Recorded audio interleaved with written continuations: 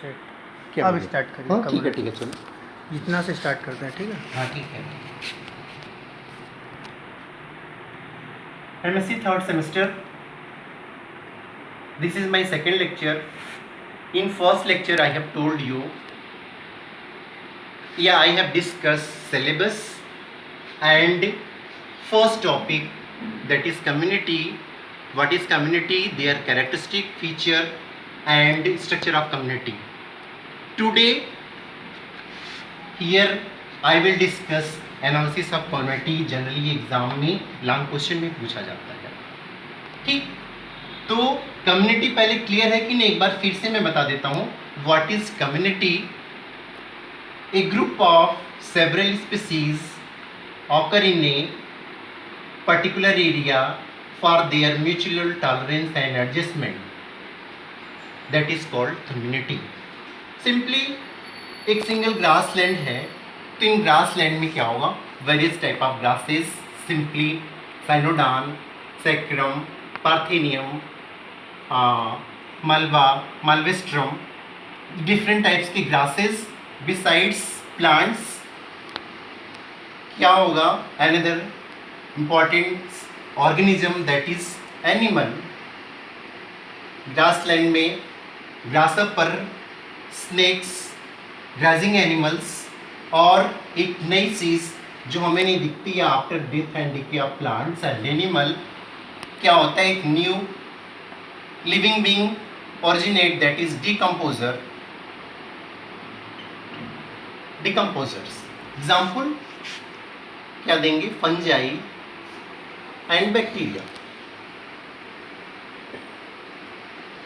तो community simply एक कोई ग्रासलैंड है या पॉन्ड है या फॉरेस्ट है, तो उसमें आपको अलग अलग टाइप के प्लांट्स, एनिमल और माइक्रोब्स होंगे, और ऑल आर म्यूचुअली क्या करते हैं? एक दूसरे के म्यूचुअल टॉलरेंस और एडजस्टमेंट के साथ एक साथ रहते हैं, और एंटायर ग्रुप क्या कहलाता है? कम्युनिटी। अब यहाँ आपको क्या पढ़ना है? एनालिसिस ऑफ कम्युनिटी, यानी how can we analyse the community, कि उसकी फ्रीक्वेंसी कैसी है, डेंसिटी कैसी है, वहाँ की पॉपुलेशन कितने ज़्यादा हैं, कम है, कौन सी स्पीसीज की नंबर ज़्यादा हैं, वो यहाँ पे हम एनालिसिस करना बताएंगे। तो एनालिसिस में दो मेन टाइप्स है। First is quantitative analysis,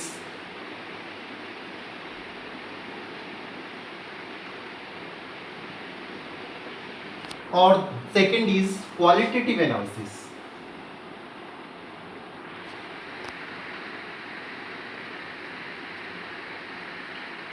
Quantitative analysis means analysis on the basis of their counting. Numerically हम क्या करेंगे? सिंपली काउंट करेंगे, काउंट करके हम मैथमेटिकली इसको ऑब्जर्व करेंगे, और फाइनली हम बता देंगे कि यहाँ की पॉपुलेशन, डेंसिटी, फ्रीक्वेंसी कैसी है। Analysis on the basis of number. Quantitative analysis, analysis on the basis of their character, that is quantitative analysis. qualitative analysis. Or this quantitative analysis again classify into various part. First is frequency, second is density, third is abundance, fourth is canopy cover and basal cover. Canopy cover and basal cover.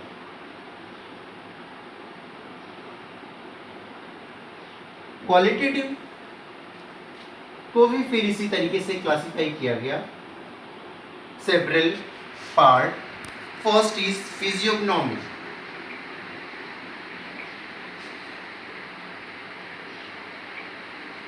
second is phenology, third is sociability, fourth is fidelity, and fifth is vitality and life form. Fidelity, vitality and life form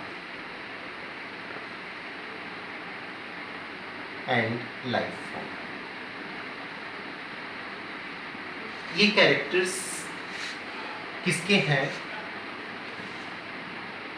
quantitative और ये qualitative. पूरा ये long question में exam में आपको पूछा जा सकता है। तो first of all I will discuss analysis of quantity में फ्रीक्वेंसी। व्हाट इज फ्रीक्वेंसी वो आप पहले समझो।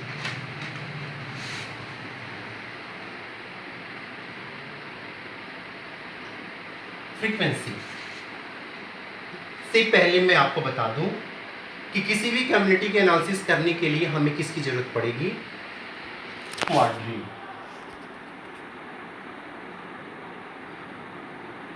Quadrat QUADRAT। और what is quadrat? Quadrat is the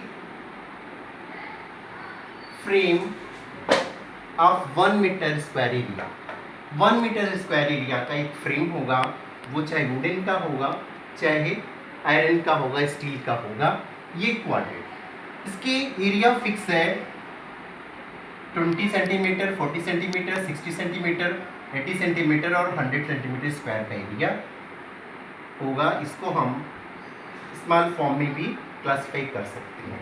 ये इतना 20 सेंटीमीटर स्क्वायर हो गया, 40 सेंटीमीटर, 60 सेंटीमीटर, 80 और ये 1 मीटर स्क्वायर एरिया का ये पूरा वुडन फ्रेम क्या कहलाएगा? क्वाड्रेट। अब सपोज किसी ग्रास लैंड में हमें जाना है, बता देना है कि आपको इसकी फ्रीक्वेंसी, यहाँ पे जितनी भी ग्रासेस हैं उसकी फ्रीक्वेंसी आपको मेजर करनी है। तो ये पूरा मान लो कि ये पूरा आर और ग्रास लैंड। इस ग्रास लैंड में हम क्या करेंगे? रैंडमली एक जो एरिया है वहाँ पे आई विल थ्रो 1 क्वाड्रेट, फिर इसी जगह एक कॉर्नर में फिर हम आई विल, ठीक है, थ्रो अनदर क्वाड्रेट। एक नेक्स्ट जो कॉर्नर होगा वहाँ पे फेंक देंगे और एक क्वाड्रेट दूसरी जगह हम ऐसे ही रैंडम और एक बीच में रख लेंगे। हम चाहें तो 5 की जगह 10 भी यूज़ कर सकते हैं। तो ये 5 हमने क्वाड्रेट लिया और 5 क्वाड्रेट्स को 5 कॉर्नर पे और एक सेंटर में हमने रैंडमली थ्रो कर दिया। अब करना क्या आपको? सबसे पहले हम क्या करेंगे कि जो क्वाड्रेट जहाँ पे हम फेंका उस क्वाड्रेट को वहाँ पे पेस्ट कर देंगे और पहला काम क्या करेंगे कि वहाँ पे काउंट करेंगे कि इस क्वाड्रेट के अंदर कौन कौन से प्लांट्स हैं। ठीक है, सपोज इसके लिए हमें क्या बनाना होगा? एक ऑब्जर्वेशन टेबल। क्या बनाएंगे? Observation table. और उस टेबल में सबसे पहले क्या लिखेंगे? Name of plant. दूसरा, यहाँ पे दूसरे नंबर पे क्या आएगा? Total number of quadrat studied यहाँ पे आएगा। नंबर ऑफ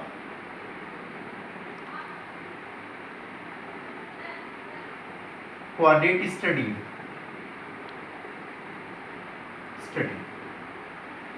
5 लिया तो 5 हम बना दिया,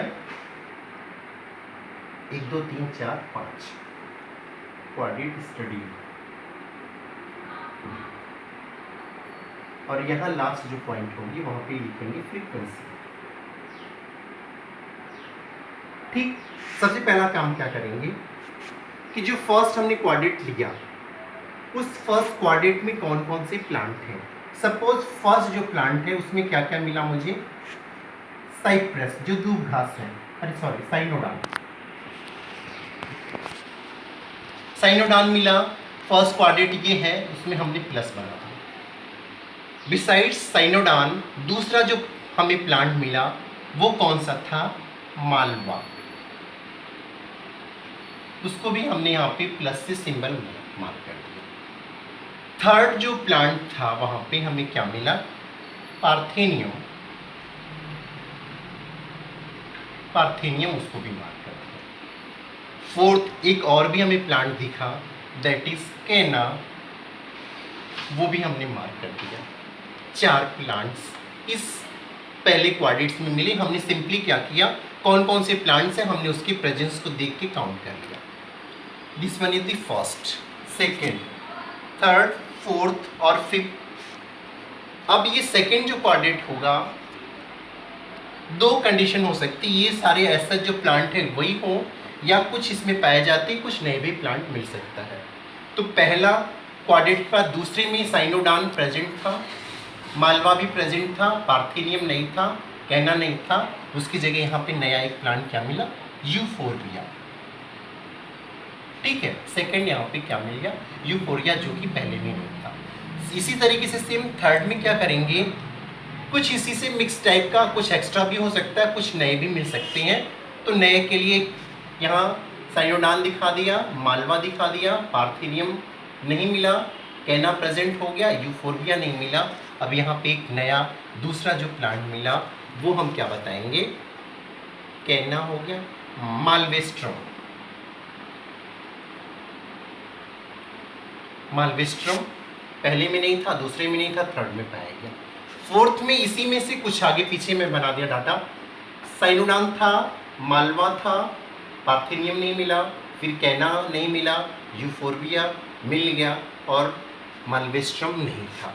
इसी तरीके से ये जो फिफ्थ है वहाँ पे हम बना दिए कि साइनोडान प्रेजेंट था, ये नहीं था, फिर ये मिल गया, ये मिला, ये नहीं था, ये मिल गया, एक और नया हम कोई प्लांट दे सकते हैं, साइप्रस को ले, साइप्रस इसमें नहीं था, इसमें नहीं था, इसमें नहीं था, इसमें पाया गया। अब मुझे क्या करना है, इस टेबल के बेसिस पे हमें मिलेगा फ्रीक्वेंसी का फॉर्मूला, उस फार्मूला के बेसिस पर हम क्लियर करेंगे। फ्रीक्वेंसी इज इक्वल टू क्या होगा, frequency is equal to total number of sampling unit in which number of sampling unit in which species occur, हाँ, number of sampling unit in which species occur upon total number of quadrat studied, total number of quadrat studied into 100। ये formula पे हर species की अलग अलग हमको frequency निकाल सकते हैं।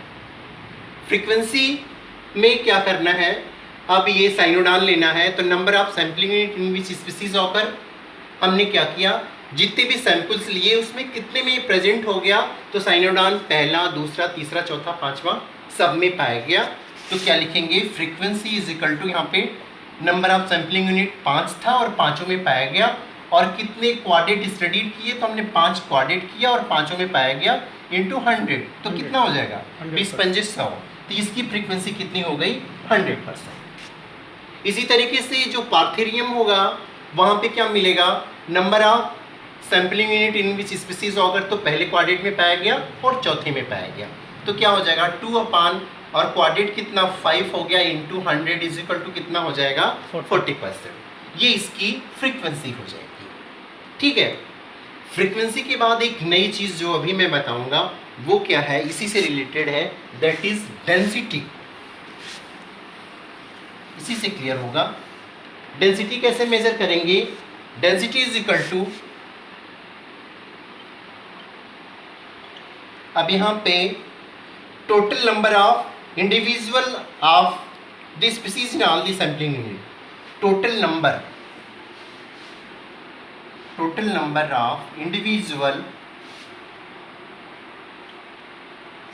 of individual of the species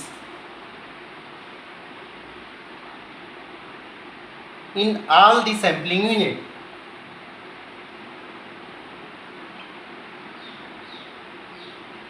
in all these sampling unit upon total number of quadrate study,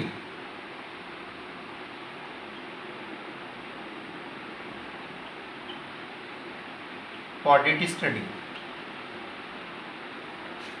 ठीक, अब यहाँ पे क्या होगा, जो भी हमने पहला क्वाड्रेट लिया उसमें साइनोडान तो पाए गए, लेकिन अब क्या करेंगे, हम काउंट करेंगे कि इस क्वाड्रेट में साइनोडान के कुल कितने नंबर थे। तो पहला जो क्वाड्रेट लिया था उसमें 10, दूसरे में 20, तीसरे में 30, फिर यहाँ पे 20, यहाँ पे 30, ठीक है। टोटल जितनी भी स्पीसीज थी सबको काउंट कर देंगे तो कितना हो जाएगा, 30 30 60, और इधर कितना है, ये 30 था ना, 60 और 50 कितना हो जाएगा, 110, 110 अपॉन टोटल नंबर क्या हो गया, क्वाड्रेटिक स्टडीड 5, ये जो आएगा उसकी फ्रीक्वेंसी होगी तो कितना हो जाएगा, 110 अपॉन 5 कितना हो जाएगा, 2.2, 20 पंजे 100, 20.2, हाँ 22, 22, ओके। हाँ 22 हो गया ना, 22 5 जा कितना हो जाएगा, 20 पंजे 100 और वहाँ, ठीक है 22। इसकी कोई परसेंटेज नहीं होगी, ये डायरेक्ट हम बताएंगे कि इस पर्टिकुलर जो ग्रास लैंड था उस साइनोडान की जो फ्रीक्वेंसी है वो 22। सेम इसी तरीके से सबके अलग अलग हम क्या करेंगे, स्पीसीज की डेंसिटी को निकालेंगे। एक इसी से रिलेटेड एक और टॉपिक है जो लास्ट है, इसको कंप्लीट करके ये मेरा टॉपिक कंप्लीट करेंगे, दैट इज अबंडेंस। वो भी मैं इसी से रिलेटेड है, इसलिए मैं अभी इसी के साथ इसको कंटिन्यू कर देता हूँ। Last, abundance. अबंडेंस में क्या है, total number of individual of species, total number of individual of species in all the sampling unit,